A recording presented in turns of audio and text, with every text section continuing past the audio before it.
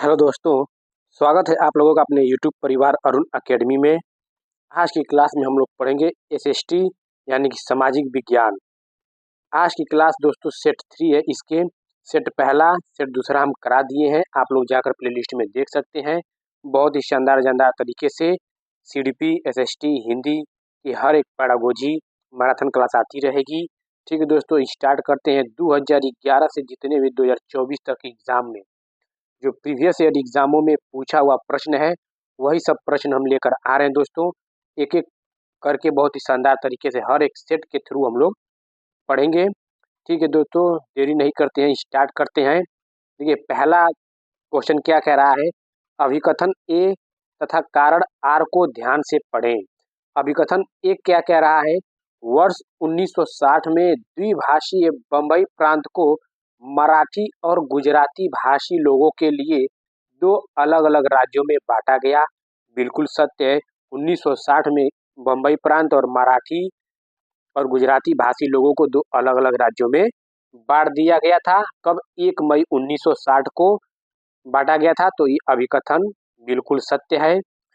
कारण आर क्या कह रहा है, वर्ष 1966 में पंजाब का भी विभाजन दो राज्यों में हुआ। बिल्कुल सत्य, 1966 में हुआ था। पंजाब पंजाबी भाषियों के लिए और हरियाणा हरियाणवी या हिंदी बोलने वालों के लिए। बिल्कुल सत्य है, अभिकथन ये भी सत्य है, कारण आर भी। 1960 यानी कि 1 मई 1960 को राज्य पुनर्गठन आयोग के सिफारिश के अनुसार तत्कालीन बंबई प्रांत को भाषा के आधार पर विभाजित करके गुजराती भाषी लोगों के लिए गुजरात और मराठी भाषाओं के लिए महाराष्ट्र राज्य का गठन किया गया। वहीं जो 1966 है दोस्तों, ये 1 नवंबर 1966 को तत्कालीन पंजाब प्रांत को विभाजित करके हिंदी भाषी लोगों के लिए हरियाणा और पंजाबी भाषी लोगों के लिए पंजाब तथा एक केंद्र शासित प्रदेश चंडीगढ़ का गठन किया गया था। तो अभिकथन ए भी सत्य है और कारण आर भी सत्य है, लेकिन ये दोनों व्याख्या नहीं कर रहा है, क्योंकि ये मुंबई और गुजरात के बारे में बात की गई है और ये पंजाब और हरियाणा के बारे में, यानी कि एक दूसरे को कोरिलेट नहीं कर रहा है किसी राज्य से। अपने अपने अलग अलग राज्य के लिए बांटा गया था। तो ए और ए तो सत्य है और कारण आर भी सत्य है, लेकिन व्याख्या नहीं कर रहा है। तो ऑप्शन नंबर 2 हम लोग लॉक कर देंगे। ए और आर दोनों सही हैं, किंतु आर ए की व्याख्या नहीं करता है। चलते हैं नेक्स्ट क्वेश्चन पे। देखिए, निम्नलिखित के कारण लद्दाख को छोटा तिब्बत भी कहते हैं। तो छोटा तिब्बत कहते हैं क्या? भौगोलिक सामीप्य या धार्मिक समानता या समान भोजन भाषाई समानता।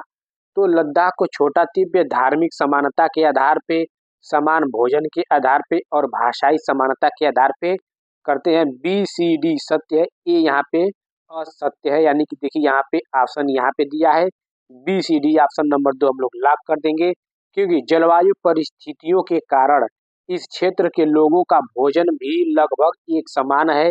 इसके अतिरिक्त इस क्षेत्र में मुख्य भाषा जो तिब्बत का प्रचलन अधिक है, साथ ही लद्दाख भाषा भी बोली जाती है। तो option number B C D सत्य हो जाएगा। धार्मिक समानता के आधार पे समान भोजन और भाषाई समानता, लद्दाख को छोटा तिब्बत भी कहते हैं। चलते हैं नेक्स्ट। वही सब प्रीवियस ईयर का क्वेश्चन है दोस्तों, अपने मन से हम तैयार नहीं किए हैं। देखिए नेक्स्ट क्वेश्चन क्या कह रहा है, 7वीं शताब्दी के प्रारंभ में निम्नलिखित में से किस विचार पर लोगों ने सवाल उठाना शुरू कर दिया था? क्या केवल मानव जाति जीवन के अनंत चक्रों से गुजरते हैं, या सभी व्यक्ति जन्म के समय समान होते हैं, या व्यक्तिगत प्रयासों से पुनर्जन्म के चक्र से छुटकारा पाया जा सकता है, या सामाजिक विशेषाधिकार किसी जन्म का परिवार है। तो यहाँ पे ऑप्शन नंबर 4 हम लोग लॉक कर देंगे। भारतीय समाज में 7वीं शताब्दी के प्रारंभ से ही लोगों ने सामाजिक विशेषाधिकार किसी जन्म का परिमाण है के मुद्दे पर सवाल उठाना प्रारंभ कर दिया था। तो ऑप्शन नंबर 4 हमारा राइट आंसर हो जाएगा, सामाजिक विशेषाधिकार किसी जन्म का परिणाम है। चलते हैं नेक्स्ट क्वेश्चन पे। पृथ्वी के चारों ओर फैली वायु की पतली परत को वायुमंडल कहते हैं। क्या कहते हैं? पृथ्वी के चारों ओर फैली वायु की परत, पतली परत को वायुमंडल कहते हैं। क्या चीज वायु को पृथ्वी के चारों ओर बनाए रखती है? तो क्या बनाए रखती है? तो ये पृथ्वी का गुरुत्वाकर्षण बल। ऑप्शन नंबर 1 हम लोग का राइट आंसर हो जाएगा। पृथ्वी के गुरुत्वाकर्षण बल के कारण वायु को पृथ्वी के चारों ओर बनाए रखता है। गुरुत्वाकर्षण बल वह बल है जो सौरमंडल में सूर्य और अन्य ग्रहों को बांधे रखता है। तो हम लोग का राइट आंसर पहला हो जाएगा, पृथ्वी का गुरुत्वाकर्षण बल। क्योंकि दोस्तों ये वह बल है, गुरुत्वाकर्षण बल वह बल है जो हमें और प्रत्येक वस्तु को धरती की सतह से बांधे रखती है या धरती के केंद्र की ओर खींचती है, चाहे वह वायुमंडल हो, पर्यावरण हो या जलमंडल हो। तो ऑप्शन नंबर 1 हमारा राइट आंसर हो जाएगा, पृथ्वी का गुरुत्वाकर्षण बल। चलते हैं नेक्स्ट क्वेश्चन। देखिए अभिकथन ए क्या कह रहा है? शाहजहां के शासनकाल के दौरान मुगल वास्तुकला के विभिन्न तथ्य एक भव्य सुसंगत विश्लेषण में लाए गए। बिल्कुल, अभिकथन ये सत्य है। शाहजहां के शासनकाल के दौरान मुगल वास्तुकला के विभिन्न तत्व एक भव्य सुसंगत विश्लेषण में लाए गए, क्योंकि शाहजहां का शासनकाल 1628 से 1658 ईस्वी मुगल वास्तुकला का स्वर्ण काल कहा जाता है, जिसमें वास्तुकला के विभिन्न तत्व एक भव्य सुसंगत संश्लेषण के साथ प्रयोग में लाए गए। कारण आर क्या कह रहा है? उनके शासन में अनवरत निर्माण कार्य चलते रहे, विशेष रूप से आगरा और दिल्ली में। बिल्कुल सत्य है दोस्तों, ये भी सत्य है और व्याख्या भी कर रहा है। ऑप्शन नंबर हम लोग ए और आर दोनों सही है तथा आर ए की सही व्याख्या भी कर रहा है, क्योंकि शाहजहां के शासनकाल में क्या मुगल वास्तुकला का स्वर्णकाल कहा जाता था और ये उनके अनवरत निर्माण कार्य चलते रहते थे, ये विशेष रूप से आगरा और दिल्ली में। तो ए और आर दोनों सही है, परंतु आर ए की सही व्याख्या भी करता है तथा आर ए की सही व्याख्या भी करता है। तो राइट आंसर पहला हो जाएगा। नेक्स्ट क्वेश्चन क्या कह रहा है? हमारा सौर परिवार कौन सा? हमारा सौर परिवार निम्नलिखित खगोलीय पिंडों से बना है। तो हमारा सौर परिवार किस किस खगोलीय पिंडों से मिलकर बना है दोस्तों? तो ऑप्शन नंबर 3 हम लोग का सही राइट आंसर हो जाएगा। सूर्य ग्रह, उपग्रह, क्षुद्र ग्रह और उल्का पिंड से हमारा सौर परिवार खगोलीय पिंडों से मिलकर बना है। इस सौर परिवार का मुख्य प्रमुख दोस्तों सूर्य है। जो पूछ देगा कि सौर परिवार में सबसे प्रमुख कौन से हैं, तो सूर्य को सौर परिवार में प्रमुख माना गया है, जो एक तारा है। सूर्य क्या है? सूर्य एक तारा है दोस्तों। यहाँ पे जो सूर्य को सौर परिवार का प्रमुख माना गया है। सूर्य के अतिरिक्त इसमें वर्तमान में बुध, शुक्र, पृथ्वी, मंगल, बृहस्पति, शनि, अरुण और वरुण जैसे ग्रह एवं अन्य खगोल पिंड विद्यमान है। पृथ्वी सौर परिवार का एकमात्र ऐसा खगोलीय पिंड है जिस पर जीवन उपलब्ध है दोस्तों। यही है, पृथ्वी पर ही तो जीवन उपलब्ध है। हम लोग कहाँ है? पृथ्वी पर ही है। तो ऑप्शन नंबर 3 हम लोग का राइट आंसर हो जाएगा, सूर्य ग्रह, उपग्रह, क्षुद्र ग्रह और उल्का पिंड। चलते हैं नेक्स्ट क्वेश्चन पे। देखिए कथन ए तथा बी को ध्यान से पढ़ें। क्या कह रहा है? कथन ए क्या कह रहा है? जेम्स मिल ने 1817 ईस्वी में ए हिस्ट्री ऑफ ब्रिटिश इंडिया को 3 भागों में प्रकाशित किया था। बिल्कुल सत्य। जेम्स मिल ने 1817 में ए हिस्ट्री ऑफ ब्रिटिश इंडिया को 3 भागों में प्रकाशित किया था। बिल्कुल सत्य है। इसमें उन्होंने भारतीय इतिहास को 3 कालों, प्राचीन, मध्य और आधुनिक बांटों में बांटा। बिल्कुल ये कथन गलत है, क्योंकि उसने जब बांटा था तो हिंदू, मुस्लिम और ब्रिटिश काल में वर्गीकृत किया था, ना कि प्राचीन कालों में, जैसे प्राचीन, मध्य, आधुनिक बांटों में। तो ऑप्शन नंबर हम लोग का ए सत्य हो जाएगा कथन, और बी कथन गलत हो जाएगा, क्योंकि इस पुस्तक में जेम्स मिल ने प्रमुख राजनीतिक शक्तियों और उनकी धार्मिक संबद्धता के आधार पर भारतीय इतिहास को हिंदू, मुस्लिम और ब्रिटिश काल में वर्गीकृत किया गया था। तो यहाँ पे प्राचीन, मध्य और आधुनिक में वर्गीकृत कर दिया है। तो ऑप्शन कथन ए सत्य हो जाएगा, कथन बी गलत हो जाएगा। तो ऑप्शन नंबर हम लोग 3 लाख कर देंगे, ए सही है किंतु बी गलत है। चलते हैं नेक्स्ट क्वेश्चन पे दोस्तों। देखिए पहाड़ी क्षेत्रों में अब रेल मार्ग का विस्तृत निर्माण हो रहा है। अति उपयुक्त कारण का चयन कीजिए। क्या पहाड़ों में रेल मार्ग का निर्माण आसान होता है? गलत हो जाएगा। पहाड़ महाक्षतीय है। सही तो है गलत है। पहाड़ी लोग रेल मार्गों का बना रहे हैं। देखिए, इस संभव करने के लिए उन्नत प्रौद्योगिकी का विकास होगा। ऑप्शन नंबर 4 हम लोग का राइट आंसर हो जाएगा। क्योंकि पहले पहाड़ी क्षेत्रों को परिवहन से संबंधित निर्माण जैसे सड़क हुआ, रेल के लिए अत्यंत दुर्गम माना जाता था। सही बात है, पहाड़ी इलाकों में जहाँ आप जाएंगे तो वहाँ पे रेल सड़क देखेंगे बहुत ही कठिन से सामना करना पड़ता है यहाँ से दूसरी जगह, एक स्थान से दूसरी जगह जाने के लिए। लेकिन उन्नत तकनीक से पहाड़ी चट्टानों को तोड़ने वाली अब क्या होती है कि ड्रिलिंग करने वाली मशीनों के कारण अब यह कार्य संभव धीरे धीरे हो रहा है और बहुत जगह हो भी गया है। तो ऑप्शन नंबर 4 सत्य हो जाएगा। इसे संभव करने के लिए उन्नत प्रौद्योगिकी का विकास हुआ है। नेक्स्ट क्वेश्चन क्या कह रहा है? देखिए, 1770 ईस्वी में बंगाल में एक भयानक अकाल ने लगभग 1 करोड़ लोगों को मार डाला। और ऑप्शन नंबर बी क्या कह रहा है? इस अकाल में बंगाल की 1/3 आबादी खत्म हो गई। 1/3 आबादी खत्म हो गई। तो बिल्कुल दोनों सत्य हैं। ए और बी दोनों सत्य हैं। तो ऑप्शन नंबर 1 लाख हो जाएगा। ए और बी दोनों सत्य हैं। क्योंकि दोस्तों 1770 ईस्वी में ब्रिटिश भारत के अंतर्गत तत्कालीन बंगाल प्रांत में आए। और तत्कालीन समय में आने वाले इन अकालों का मुख्य कारण क्या था? ब्रिटिश शासकों की भारतीय जनता के प्रति उपेक्षा और भेदभाव की नीति थी। उस समय ब्रिटिश शासकों का एकमात्र उद्देश्य भारतीय संसाधनों का पूर्ण रूप से क्या करना था? पूर्ण रूप से दोहन करना था। तो ऑप्शन नंबर हम लोग का एक राइट आंसर हो जाएगा पहला। ए और बी दोनों सत्य हैं। चलते हैं नेक्स्ट क्वेश्चन पे। भारतीय उपमहाद्वीप में गंगा ब्रह्मपुत्र बेसिन, क्या गंगा ब्रह्मपुत्र बेसिन की व्याख्या करने वाले कथन का चयन कीजिए। इस प्रदेश में शंकुधारी वन उगते हैं। यह बेसिन उपोष्ण में, देखिए शंकुधारी वन, क्या शंकुधारी वन नहीं उगते हैं? ये ऑप्शन कथन ही गलत हो जाएगा। यह बेसिन उपोष्ण में स्थित है, बिल्कुल सत्य हो जाएगा। इस क्षेत्र की जलवायु मुख्यतः मानसूनी होती है, बिल्कुल होती है। बेसिन क्षेत्र में विभिन्न प्रकार की स्थलाकृति है, बिल्कुल सत्य है। बी सी डी सत्य हो जाएगा।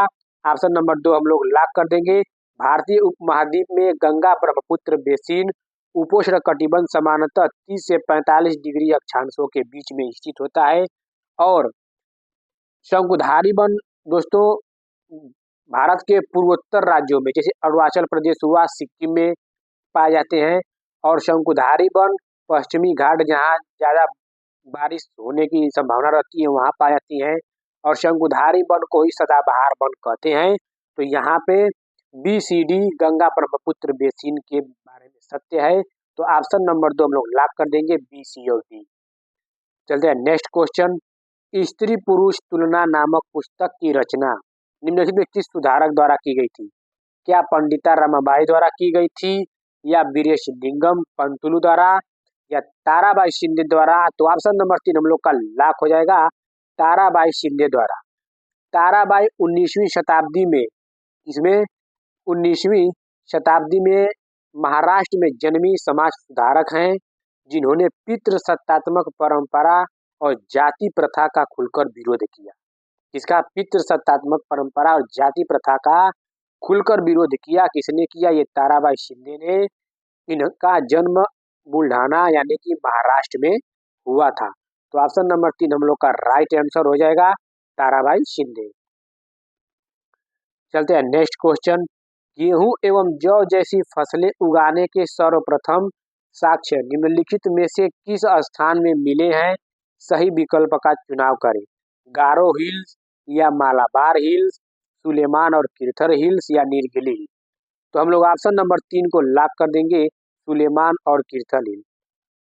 सर्वविदित यह है दोस्तों कि भारत के उत्तर पश्चिम भाग में, कहाँ? भारत के उत्तर पश्चिम भाग में स्थित सुलेमान और किरथर पहाड़ियां उन पहले स्थानों में से एक है जहां मनुष्य ने लगभग 800 वर्ष 8000 वर्ष पहले गेहूं और जौ जैसी फसलें उगाना शुरू किया था। इन स्थानों पर लोगों ने भेड़ व बकरी और मवेशी जैसे जानवरों को भी पालना शुरू कर दिया। तो गेहूं एवं जौ जैसी फसलें उगाने के सर्वप्रथम साक्ष्य सुलेमान और किरथर हिल्स के स्थानों में मिले हैं। और सुलेमान और किर्थल हिल्स कहाँ है? भारत के उत्तर पश्चिम दिशा में स्थित है। चलते हैं नेक्स्ट क्वेश्चन पे। अभिकथन ए क्या कह रहा है? रूढ़िबद्ध धारणाएं लोगों को ऐसे काम करने से रोकती है जिनमें वो अच्छे हैं। बिल्कुल सत्य है।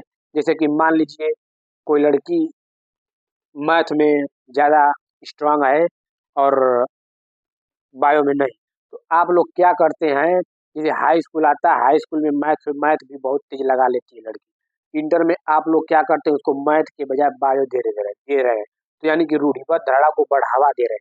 उसका अगर वही मैथ सब्जेक्ट अच्छा है, अगर आप लोग कहते हैं कि नहीं बायो मत लीजिए, आप मैथ लीजिए, तो रूढ़िबद्ध धारणा टूटेगी।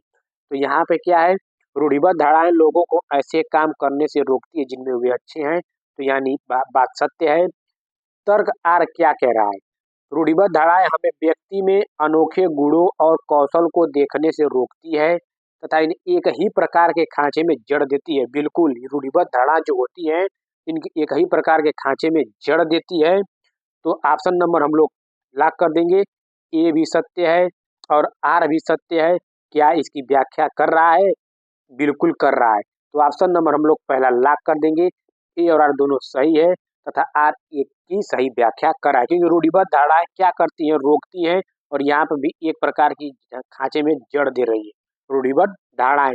तो दोनों व्याख्या भी सही कर रहा है। तो ए और आर दोनों सही है, आर एक की व्याख्या सही है। तो ऑप्शन नंबर एक राइट आंसर हो जाएगा। चलते हैं नेक्स्ट क्वेश्चन। निम्नलिखित में से वायुमंडल में अधिकांश कौन सी दो गैसें हैं? देखिए अधिकांश कौन सी गैसें हैं, तो नाइट्रोजन और ऑक्सीजन। ऑप्शन नंबर 3 हम लोग लॉक कर देंगे। जो नाइट्रोजन और ऑक्सीजन है, वायुमंडल में विद्यमान गैसों में सबसे ज्यादा मात्रा में नाइट्रोजन का अनुपात पाया जाता है, जो कि 78.08%। कितना? 78.08% होता है नाइट्रोजन। और ऑक्सीजन की मात्रा कितनी होती है? देखिए नाइट्रोजन के बाद ऑक्सीजन, तो ऑक्सीजन की मात्रा 20.95%, यानी कि लगभग 21% होती है। इसके बाद आर्गन होती है, तो आर्गन 0.93% होती है हमारे वायुमंडल में। उसके बाद जाकर कार्बन डाइऑक्साइड होती है। तो ऑप्शन नंबर 3 हम लोग का राइट आंसर रहेगा। नाइट्रोजन और ऑक्सीजन। सबसे ज्यादा नाइट्रोजन जो कि 78%, ऑक्सीजन 21%, उसके बाद आर्गन 0.93%, तब जाके कार्बन डाइऑक्साइड होती है। तो ऑप्शन नंबर 3 हम लोग का राइट आंसर नाइट्रोजन और ऑक्सीजन। नेक्स्ट क्वेश्चन देखिए क्या कह रहा है। कथन ए तथा बी को ध्यान से पढ़ें और देखें कि कौन सा सही है। वेद समाज की स्थापना 1864 ईस्वी मद्रास में हुई थी। बिल्कुल सत्य। ये हमारा यहाँ पे सत्य हो जाएगा। बी क्या कह रहा है? वेद समाज आर्य समाज से प्रेरित था। क्या आर्य समाज से प्रेरित था? नहीं। देखिए दोस्तों, इसकी स्थापना, वेद समाज की स्थापना केशव चंद्र सेन और के श्रीधरलू नायडू ने की थी। वेद समाज की स्थापना 1864 में मद्रास में हुई थी। बिल्कुल सत्य है। वेद समाज की स्थापना केशव चंद्र सेन और श्रीधर सिंह नायडू ने की थी, यानी कि ए सत्य है, बी गलत है। तो ऑप्शन नंबर हम लोग 3 लॉक कर देंगे।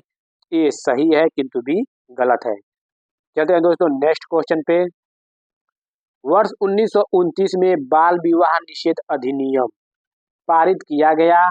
इस अधिनियम के अनुसार पुरुष तथा महिला के लिए शादी की न्यूनतम आयु क्रमशः कितनी थी? देखिए इस समय वर्तमान में जब की गई है, तो वर्तमान में पुरुष और महिला के विवाह की न्यूनतम आयु, पुरुष की 21 वर्ष और महिला की 18 वर्ष। वर्तमान में जो अधिनियम आई है, बाल विवाह निषेध अधिनियम, वर्तमान की बात कर रहा हूँ। वर्तमान में पुरुष की 21 है और महिलाओं की 18। लेकिन यहाँ पे 1929 में बाल विवाह निषेध अधिनियम की बात कर रहा है, तो 1929 में पुरुषों के लिए 18 वर्ष, महिलाओं के लिए 16 वर्ष थी। तो ऑप्शन नंबर 2 हम लोग का राइट आंसर हो जाएगा, 18 वर्ष और 16 वर्ष। चलिए नेक्स्ट क्वेश्चन। देखिए भारत और बांग्लादेश पटसन यानी कि जूट के अग्रणी उत्पादक हैं। पटसन की वृद्धि को बल प्रदान करने वाले कथनों का चयन कीजिए। तो यह ऑप्शन पहला क्या है? यह जलोढ़ मृदा में अच्छे ढंग से विकसित होते हैं। बिल्कुल सत्य है। जूट जो पटसन है, यह जलोढ़ मृदा में अच्छे ढंग से विकसित होता है। इसे उच्च तापमान की आवश्यकता होती है। क्या उच्च तापमान की आवश्यकता होती है? बिल्कुल, यहाँ पे उच्च तापमान उच्च बारिश की भी आवश्यकता होती है। सी क्या कह रहा है? निम्न तापमान निम्न वर्षा नहीं, यहाँ पे उच्च तापमान और उच्च बारिश की आवश्यकता होती है। डी क्या कह रहा है? इसे भारी वर्षा और आर्द्रता की आवश्यकता, बिल्कुल सत्य। यानी कि ए बी डी हमारा सत्य हो जाएगा और सी यहाँ पे गलत हो जाएगा। तो देखिए कि सी किसमें है, सी इसमें है, सी वाले को काट दीजिए। ऑप्शन नंबर 2 ए बी और डी सत्य हो जाएगा। चलते हैं दोस्तों नेक्स्ट क्वेश्चन पे। पवन सड़क पर गिरी सूखी पत्तियों को उड़ाती है, पवन कैसी बहती है? उच्च दाब क्षेत्र से निम्न दाब क्षेत्र की ओर वायु, बिल्कुल सत्य है। देखिए, अगर उच्च दाब जिस ओर रहेगा तो निम्न दाब की तरफ ही तो भागेगी, तो वही है उच्च दाब क्षेत्र से निम्न दाब की ओर वायु की गति। पवन की गति हमेशा मौसमी घटनाओं से प्रभावित होती है। किससे दोस्तों? मौसमी घटनाओं से प्रभावित होती हैं। इसकी पवन की गति उष्णकटिबंधीय चक्रवात के समय पवन अत्यंत तीव्र गति से चलती है। पवनों की गति से महासागरीय धाराओं की दिशा भी क्या होती है? प्रभावित होती है। और जो भारत में चलने वाली पवनों को मुख्यतः दो भागों में बांटा गया है, पूर्वी पवन और पछुआ पवन में। आप लोग पूछ दिया जाएगा कि पवनों को कितने वर्गों में बांटा गया है, तो दो भागों में। कौन कौन? पूर्वी पवन और पछुआ पवन में। चलते हैं नेक्स्ट क्वेश्चन पे। पृथ्वी उष्णकटिबंधीय क्षेत्र सबसे अधिक ऊष्मा प्राप्त करते हैं क्योंकि यह स्थलरुद्ध है, यह महासागरों से घिरी है, या दोपहर का सूर्य ठीक सिर के ऊपर होता है? बिल्कुल ऑप्शन नंबर 3 हम लोग लॉक कर देंगे। ये क्या होता है? दोपहर का सूर्य ठीक सिर के ऊपर होता है। ऐसा इन स्थानों की विषुवत रेखा से नजदीक के कारण होता है, क्योंकि ये हमारी पृथ्वी है, एकदम बीचों बीच से जाती है विषुवत रेखा जो 0 डिग्री होती है। इसके ऊपर कर्क रेखा होती है जो 23.5 डिग्री उत्तरी अक्षांश होती है, 23.5 डिग्री उत्तरी अक्षांश, और नीचे मकर रेखा होती है जो 23.5 डिग्री दक्षिणी अक्षांश होती है। तो जो ये बीचों बीच वाली होती है यही उष्णकटिबंधीय होती है। इसके सिर पे एकदम नजदीक सूर्य की किरणें पड़ती हैं, इसीलिए कटिबंधीय क्षेत्र सबसे अधिक ऊष्मा प्राप्त करते हैं। तो ऑप्शन नंबर 3 हम लोग का राइट आंसर हो जाएगा। दोपहर का सूर्य ठीक सिर के ऊपर होता है। चलते हैं नेक्स्ट क्वेश्चन पे दोस्तों। एक ग्लोब पर खींची गई रेखाओं को अक्षांश और देशांतर के रूप में जाना जाता है। ये रेखाएं किस उद्देश्य को पूरा करती हैं? क्या ग्लोब पर डिजाइन बनाने के लिए? नहीं। पृथ्वी पर स्थानों को ढूंढने के लिए? देखिए ये भी गलत हो जाएगा। एक ग्लोब पर क्या होता है? पृथ्वी पर स्थानों को ढूंढने, यही राइट आंसर हो जाएगा दोस्तों। क्या होता है? एक ग्लोब पर खींची गई रेखाओं को अक्षांश और देशांतर के रूप में जाना जाता है पृथ्वी पर स्थानों को ढूंढने के लिए। ये हमारा ग्लोब है। ये जो समांतर रेखा जो वृत्त के समांतर होती है इसको अक्षांश रेखा कहते हैं, और जो ये रेखा सीधी होती है इसे देशांतर रेखा कहते हैं। और ये काल्पनिक रेखाएं होती हैं जो पृथ्वी पर स्थानों को ढूंढने के लिए जानी जाती है। तो ऑप्शन नंबर 2 हम लोग का राइट आंसर हो जाएगा। चलते हैं नेक्स्ट क्वेश्चन दोस्तों। देखिए, हिंदुस्तान सोशलिस्ट रिपब्लिकन एसोसिएशन यानी कि HSRA के बारे में निम्नलिखित में से कौन सा कथन सही नहीं है? यहाँ पे कथन सही नहीं पूछा है। भगत सिंह और उनके क्रांतिकारी साथियों ने इसकी स्थापना की थी, बिल्कुल सत्य है। ऑप्शन नंबर 1 सत्य हो गया। यहाँ पे छांटना है कौन नहीं है, यानी कि निगेटिव पूछा है। वर्ष 1928 में दिल्ली के फिरोजशाह कोटला में इसकी स्थापना हुई थी, बिल्कुल दिल्ली के फिरोजशाह कोटला में इसकी स्थापना हुई थी। वर्ष 1928 में पंजाब के अमेर इसकी स्थापना नहीं, कहाँ हुई थी इसकी स्थापना? दिल्ली के फिरोजशाह कोटला में।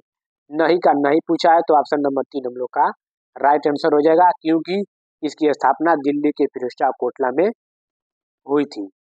चलते हैं दोस्तों नेक्स्ट क्वेश्चन पे।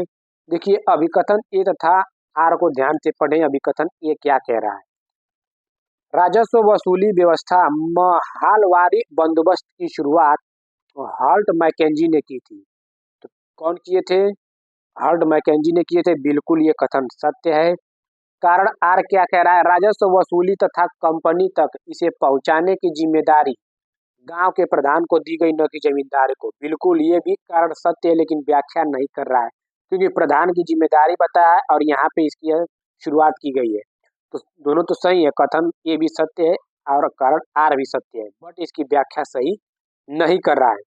देखिए दोस्तों, माहलवाड़ी व्यवस्था ईस्ट इंडिया कंपनी द्वारा 1833 में, क्या 1833 ईस्वी में उत्तर प्रदेश, पंजाब और मध्य प्रदेश में लागू की गई एक भू राजस्व प्रणाली थी।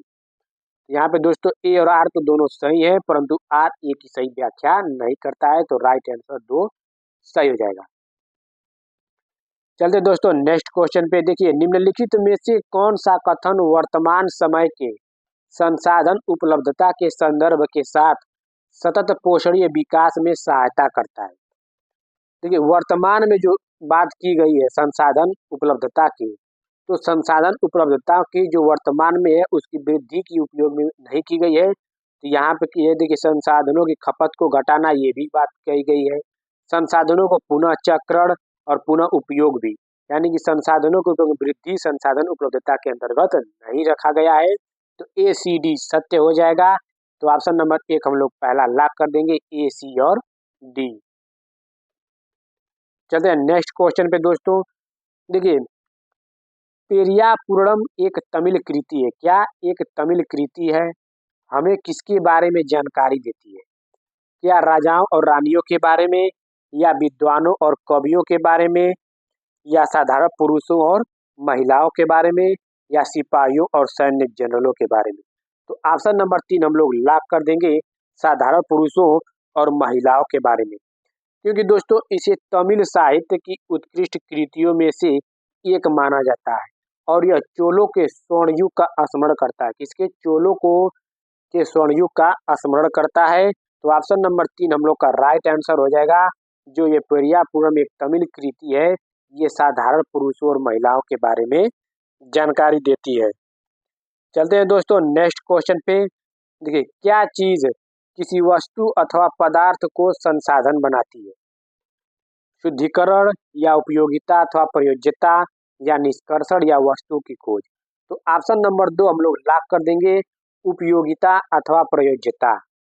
क्योंकि हमारे जीवन में अनेक पदार्थ हैं, जैसे जो हमारे लिए उपयोगी होते हैं।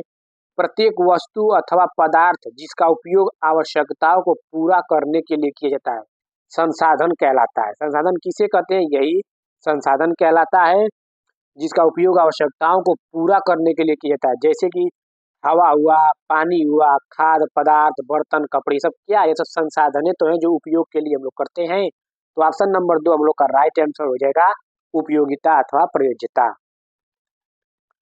चलते हैं नेक्स्ट क्वेश्चन पे। देखिए, प्रेयरी को विश्व का धान्यागार भी कहते हैं। क्या प्रेयरी को विश्व का धान्यागार भी कहते हैं?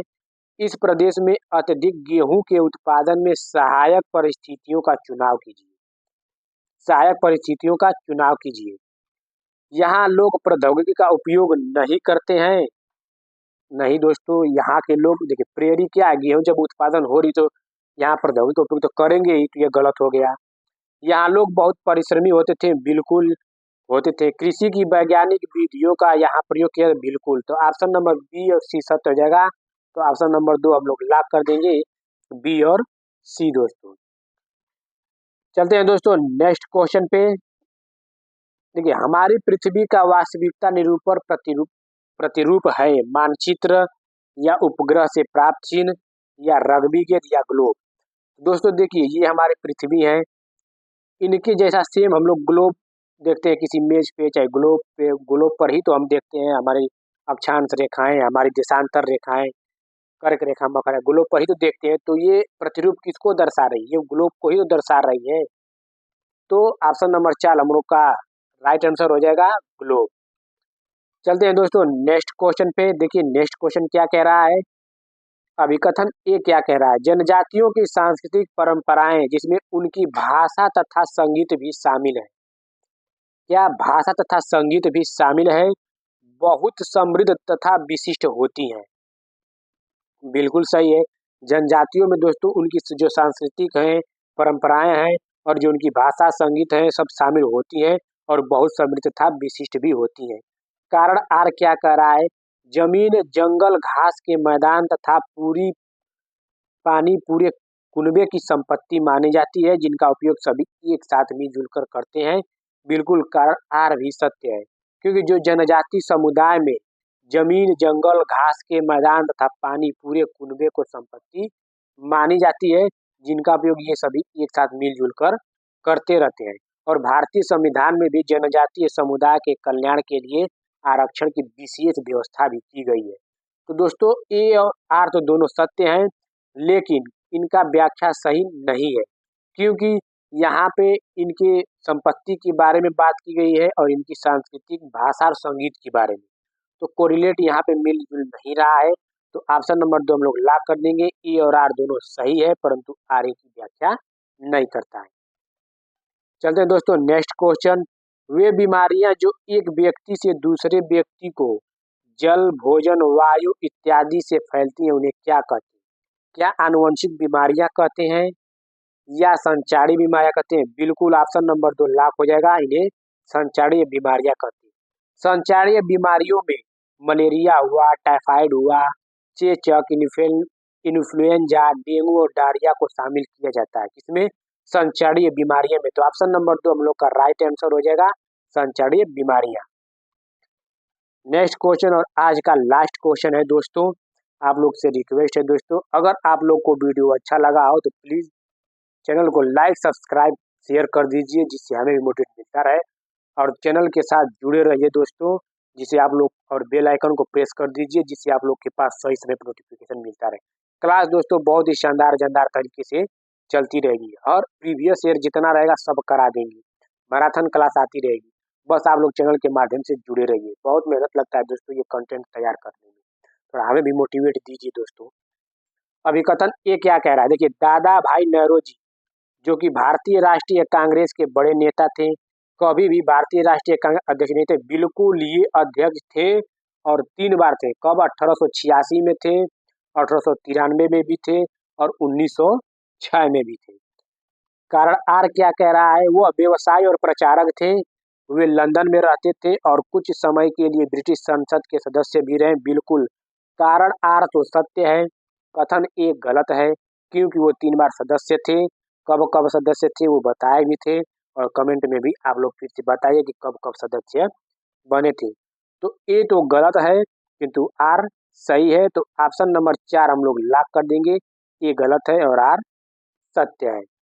ठीक है दोस्तों, आप लोगों का बहुत बहुत धन्यवाद।